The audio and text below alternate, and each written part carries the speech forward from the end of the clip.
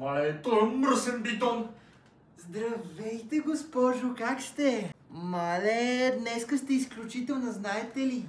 Между другото съм ви взела храна, защото знам какво е да работите по цял ден с келеши като нас. Вие сте героиня, заслужавате по-добро отношение. И какво, госпожо, скоро ще оформяте, така разбрах.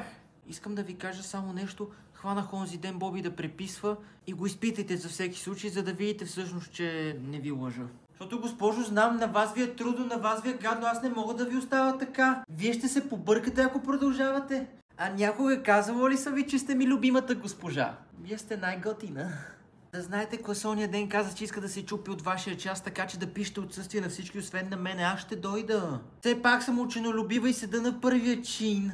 Добре, госпожо, аз ще ви оставям, че трябва да бързам за часа, за да може после да не пропуснем вашия. Довиждане.